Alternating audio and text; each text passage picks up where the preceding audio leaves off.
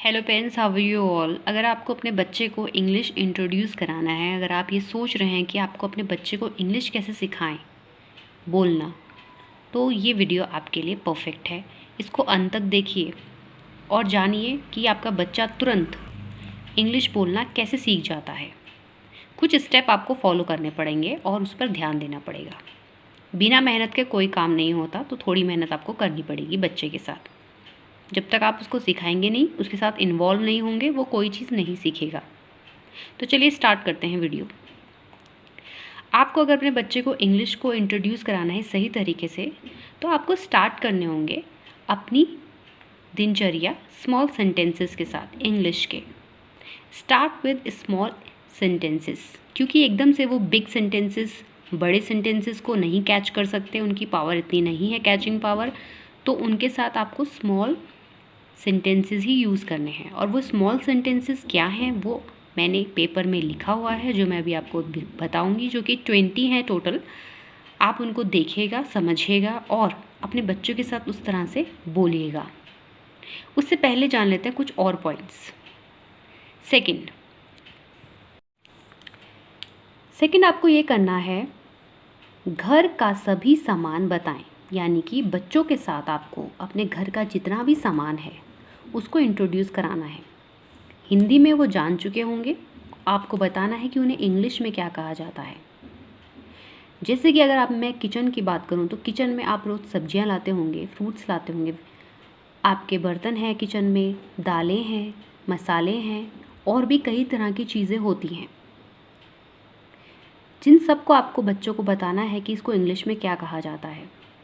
For example, जैसे कि आज आप आलू, भिंडी और गोभी लाए हैं, तो आप बच्चे को बताइए कि इन वेजिटेबल्स को इंग्लिश में पोटैटो, लेडी फिंगर, कॉलीफ्लावर कहा जाता है।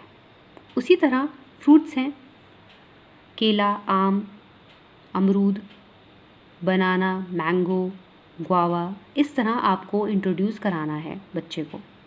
आपको पूरे किचन में जितना भी सामान है आपका, सब बता दीजिए बच्चे को इंग्लिश के थ्रू कि इसको इंग्लिश में क्या कहते हैं। ये तो आपका वो सीख जाएगा कि चीज़ों को क्या बोलना है, चीज़ें किस तरह से प्रोनाउंस की जाती है। तो ये आपको सिखाना पड़ेगा उसको। तो घर का सामान सिर्फ किचन तक ही सीमित नहीं होता, कमरे भी होते हैं। तो उसको बताइए ये बेडरूम है, ये ड्राइंग रूम है, ये किचन है, ये बाथरूम है, ये बरामदा है, पर्दे हैं, ये कर्टेन है, खिड़की है, ये विंडो है, दरवाज़ा है, ये डोर है।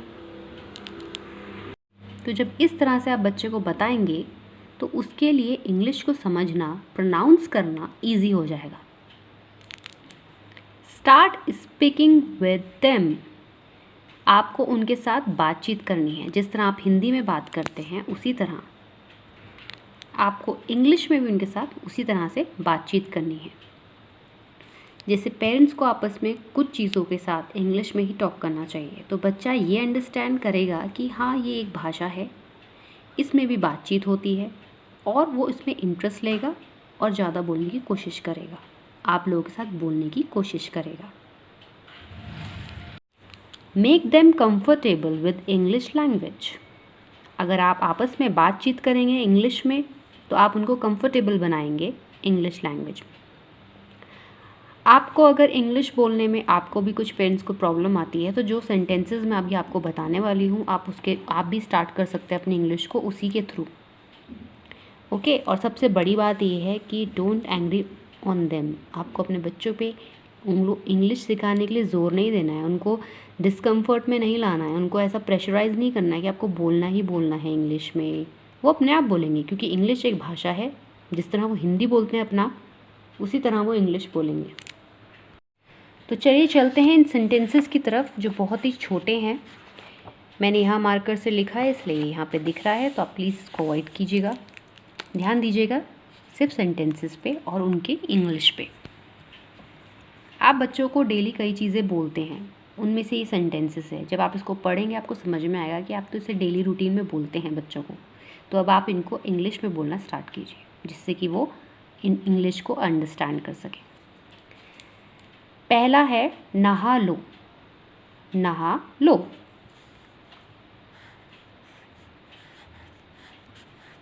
Take bath. ओके, दांत साफ करो, ब्रश योर टीथ। मुंह धो लो,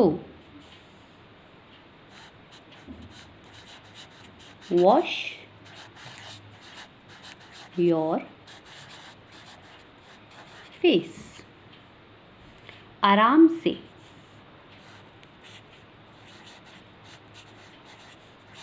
टेक इट इजी। इधर आओ, come here.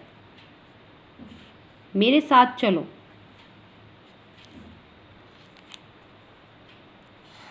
Come with me, come with me। Hope कि आपको दिख रहा हो।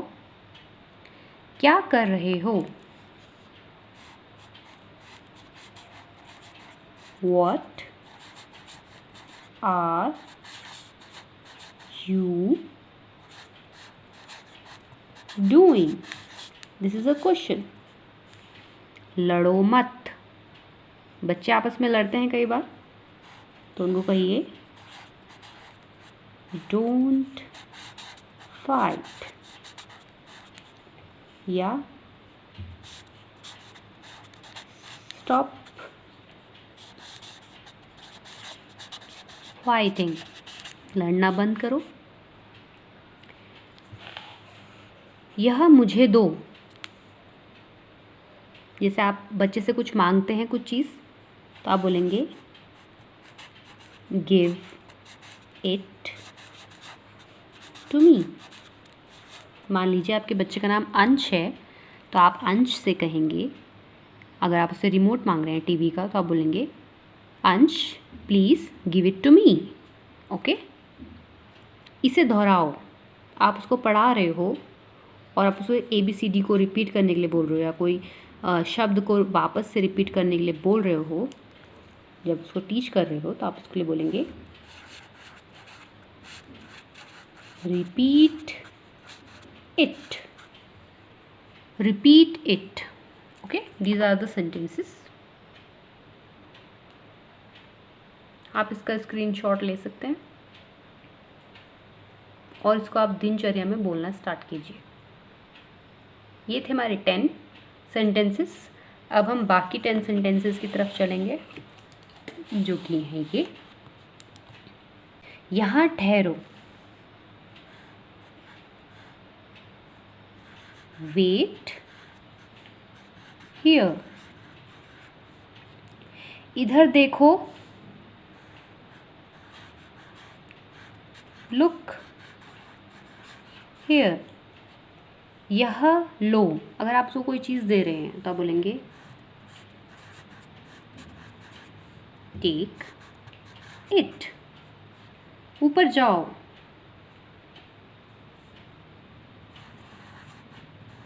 Go up. और अगर आप उसे बोलेंगे नीचे जाओ, तो आप बोलेंगे गो डाउन। ओके, तैयार हो जाओ, बी रेडी। सावधान रहो, बी केयरफुल। मान लीजिए आप रोड साइड जा रहे हैं और आपका बच्चा इधर उधर चल रहा है, या उसने कोई ऐसी चीज़ उठा रखी है जिससे उसको नुकसान पहुंच सकता है, तो आप वहाँ पे बोलेंगे बी केयरफुल बेटा। अंश be careful, Smriti be careful. या आप कहीं जा रहे हैं तो आप बोलेंगे अंश be ready, Smriti be ready, Priya be ready. Okay, इस तरह से आपको उनका नाम लेके उनको बोलना है।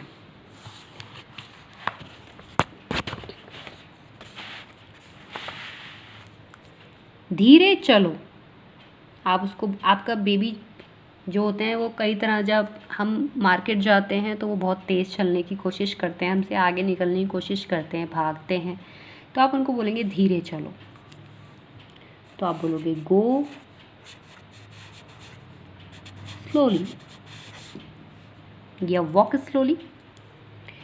यहाँ रुको, यहाँ रुको, स्टॉप हियर। कल मिलेंगे, सी यू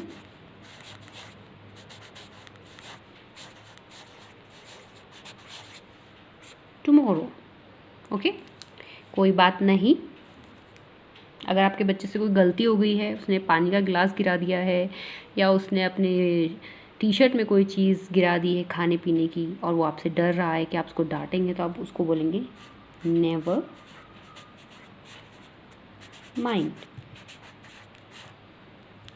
ओके, कोई बात नहीं, नेवर माइंड।